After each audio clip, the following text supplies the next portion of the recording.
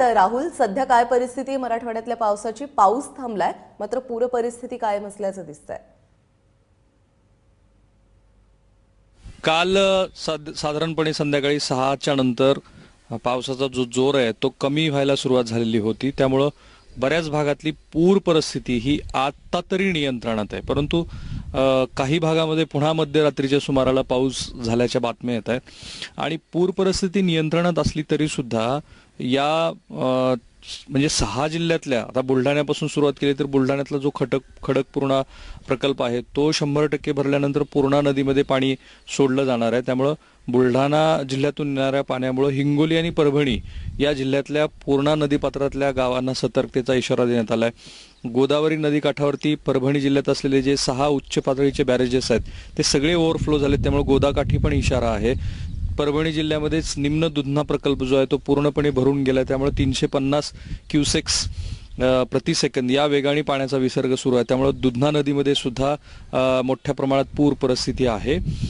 बीड जिल्ह्यात तर माजलगाव असेल, धनेगाव असेल, बीड जिल्ह्यातले सगळे छोटे मोठे प्रकल्प असतील ते सगळे ओव्हरफ्लो झालेले आहेत. त्यामुळं पाऊस थांबला, परंतु प्रकल्पाच्या लाभक्षेत्रामध्ये आणि नदीपात्रामधल्या सर्व गावातली पूर परिस्थिती कायम आहे. बीड जिल्ह्यात तर विक्रमी पाऊस झाला. अनेक मंडळामध्ये म्हणजे पाटोदासारख्या तालुक्यातल्या 10 छोटे मोठे तलाव फुटून गेलेले आहेत. त्यामुळे तिथे 22 जनावरं वाहून गेलीत, काही गोठे वाहून गेलेले आहेत. माणसांचं नेमकं काय झालं याची अद्याप तरी काही माहिती नाही. म्हणजे तसं काही जीवितहानी तिथे झालेली नाही. एकीकडे मांजरा आणि एकीकडे तेरणा, याशिवाय लातूर जिल्ह्यातून वाहणाऱ्या ज्या छोट्या मोठ्या नद्या आहेत त्या सगळ्यांच्या नदीकाठी इशारा देण्यात आलेला आहे.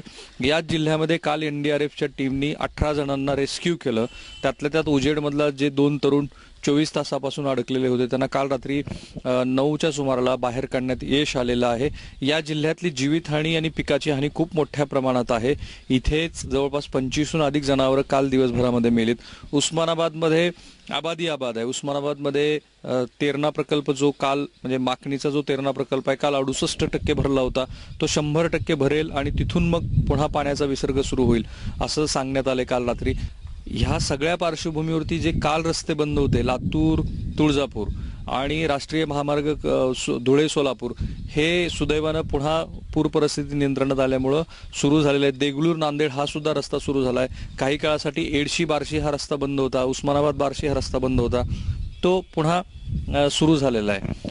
आणि ज्या धरणामध्ये आत्ता ओव्हरफ्लो आहे त्या धरणाच्या लाभ क्षेत्रामध्ये जो पाऊस 2 दिवसामध्ये झाला तिथून येणारा पाण्याचा जो आवक आहे ती थांबलेली नाहीये. त्यामुळं आज दिवसभर आणि उद्या दिवसभर सुद्धा या नदीपात्रामध्ये धरण क्षेत्रामध्ये अलर्ट राहणं फार गरजेचं आहे. एनडीआरएफच्या टीम तैनात आहे. जिल्हा कार्यालयामध्ये आपत्ती व्यवस्थापन चांगल्या पद्धतीनं सध्या तरी पाहायला मिळतंय. तुम्ही बघता की आजचा जवळपास 5वा दिवस आहे की कुठेही सूर्यप्रकाश नाहीये. पूर परिस्थिती मात्र नियंत्रणात आहे. पण पुन्हा पाऊस सुरू झाला तर मग थोडीशी चिंता पुन्हा वाढू शकते. राहुल, तुर्तास धन्यवाद या सगळ्या सविस्तर माहितीबद्दल.